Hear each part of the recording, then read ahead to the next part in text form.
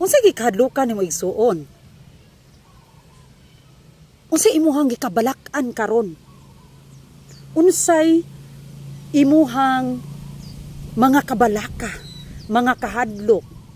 Kabaw mo unsay atong mga gikahadlukan? Kung magsakit ta, di ba mahadlok man ta kung magsakit ta? Kung mawala ang atong kagwapa, mawala ang atong kanindot, no? Mawala ang atong trabaho. Asa na ta punta? Puno tag kabalaka, no? Hinungdan bitaw nga maninguha gid ta maayo, ampingan jud nato maayo, katong atong mga sayop nga kabawta saypan ta, ato jud paninguhaon nga uy di jud ni pwede. Kinahanglan gid ni nato i-correct, no? Kinahanglan gid ni nato i-correct, i-review gid nato maayo aron di gid ta masayop. Di ba mga igsuon mao gid atong buhaton? Ang gikahadlukan nato nga mawala ang atong pagkakita kung unsa man ta karon. Mahadlok ta nga biyaan ta sa atong hinigugma, biyaan ta sa atong pamilya. Biyaan ta nila. Di ba? Mahadlok ta nga mawala sila. Muna inigma na kanang naay kanang mamatay. Hilak jud ta mas ginhawa, hilak jud, no? Mura daw gitabunan ta igsuon sa tibuok kalibutan. Daw mabati nato nga sa kabugat atong masinati nga useless na ang atong kinabuhi. Sa panahon nga biyaan ta, di na nato makaya. Di na nato makaya atong kinabuhi igsuon nga mabuhi nga kita-kita na lang. Why? Kay attach kaayo ta ni ining maong mga butang. Mao na mga igsuon nga kuyaw kaayo nga palandungon. Ang pobre og dato dako kay na siya timailhan. Dako kay na siya og kalainan. Kung dato ka, mahadlo ka mapobre. Kung dato ka, mahadlo ka mawala imong negosyo.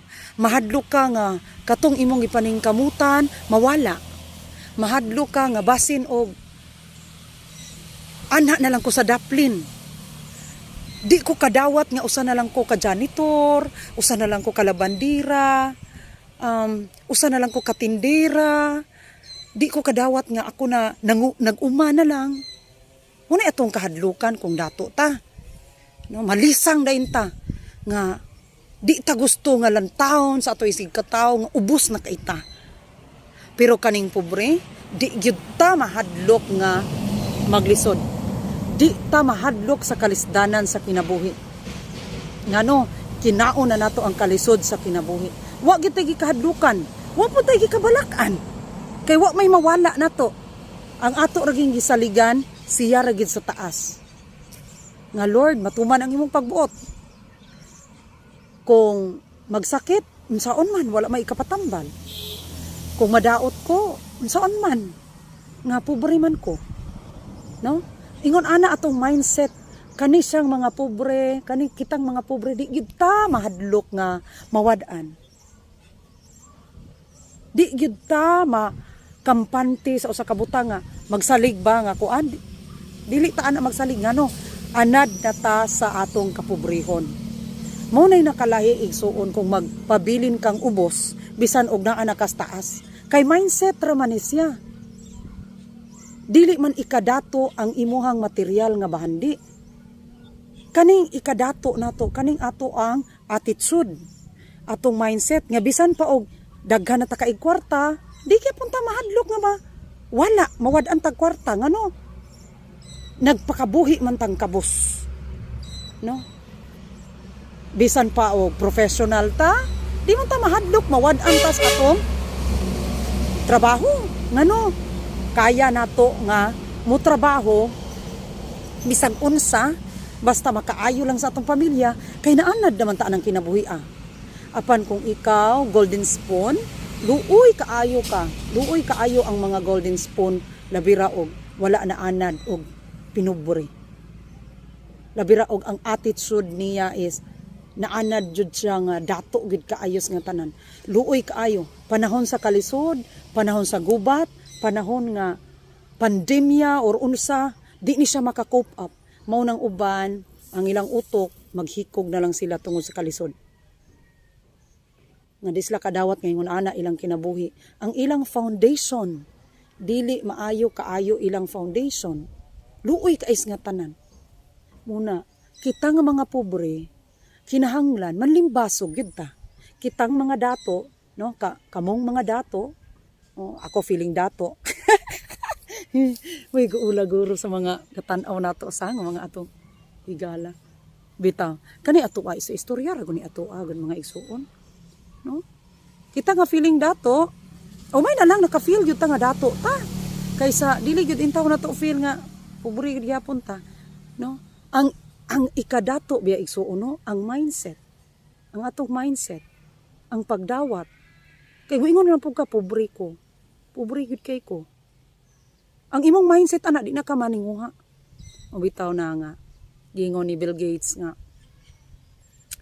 kung pobre ka gipakatawag kang pobre dili na sala nimo. Kay di mo kita kapili ning kinabuhi nga nigmata nimo sa kay akong gusto nga papa si Coco Martin.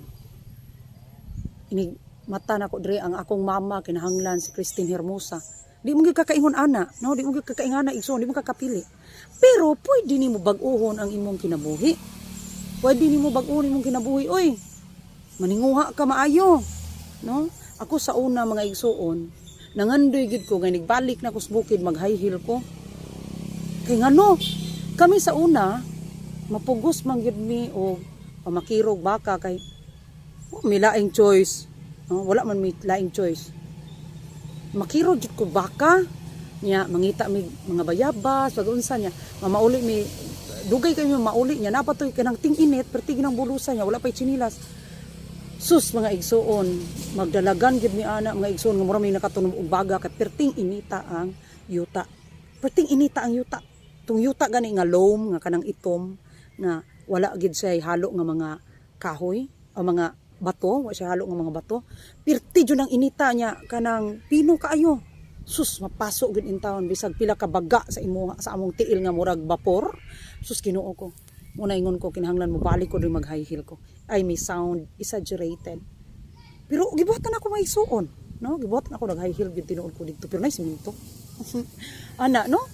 Unya naingon gyud ko sa akong kaugalingon nga bantay lang gid kang banana queue ka kay og makahuman kong eskwela mukaon jud ko maayo favorite man gid nako so munang banana queue mupalit mo naay mo kuan sa school 5 gid kabuk akong kanon palitaw unya bisag unsa ka lami sa mga fast food chain ang ako jung kanon is mangita gid ko og mais unya katong guso og lato no guso lato ug kanang kangkong mao ginay favorite kay nako wadso ko ilaing favorite nga gi-crave basta mo adto city di ko maibog ang mga dagko kayong mga kananan di ko nabitaw toy one time no nagprocess mi sa amuang kuan nagprocess mi sa amuang kanang unsa na nga lang nagprocess ko sa among item unya kay ang akong kauban nga nain kay gwapa man sad kaayo pagkita jud nako niya perti man siyang gwapaha